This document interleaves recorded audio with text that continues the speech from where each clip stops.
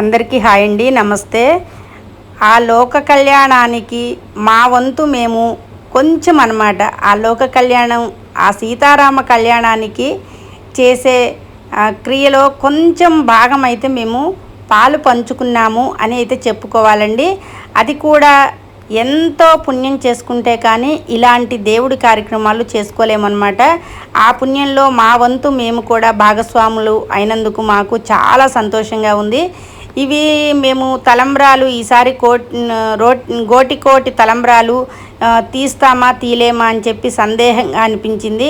కానీ ఆ దేవుడే పంపించాడేమో లాస్ట్ సెకండ్స్లో అనమాట. అంటే ఆ టైం కూడా ఎక్కువ లేదు. మనకి రాముల వారి కళ్యాణం దగ్గరికి వస్తుంది కదండి. ఆ కళ్యాణం కల్లా మనం వీటిని అక్కడ భద్రాచలంలో అందజేయాలి.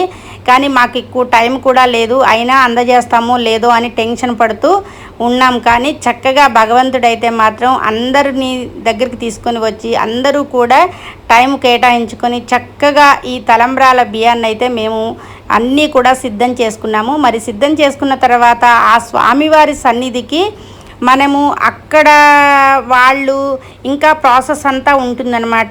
ఈ బియ్యాన్ని వాళ్ళు కలపటము ఇంకా చాలా అన్నమాట. అందరికీ డిస్ట్రిబ్యూట్ చేయడానికి, ప్యాకింగ్ చేయటము, ఇలా చాలా పని ఉంటుందన్నమాట. అందుకోసం ఎక్కడ కూడా వాళ్ళని కూడా ఎక్కడ డిస్టర్బ్ చేయకుండా మేము త్వరగా మా పని అంతా ముగించుకొని చక్కగా ఇలా అయితే ప్రిపేర్ చేశాము.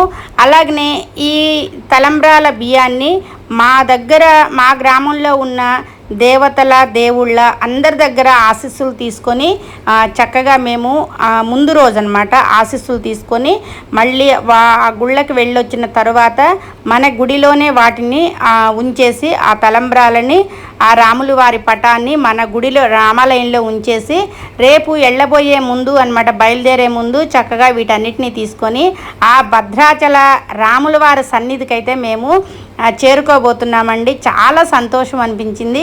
ఇలాంటి కార్యక్రమాలు చేసుకోవాలంటే పూర్వజన్మ సుకృతం అయ్యే ఉండాలి. ఎందుకంటే ఇట్లాంటివి తొందరగా మనం అందరం చేయలేమన్నమాట. ఈ భాగంలో మేము కొంచెం పాల్పంచుకున్నందుకు మాకు చాలా సంతోషంగా ఉంది. ఈ వీడియో చూస్తున్న మీ అందరూ కూడా చాలా సంతోషపడతారని చెప్పి మనసారా కోరుకుంటున్నాను. Thank you for watching.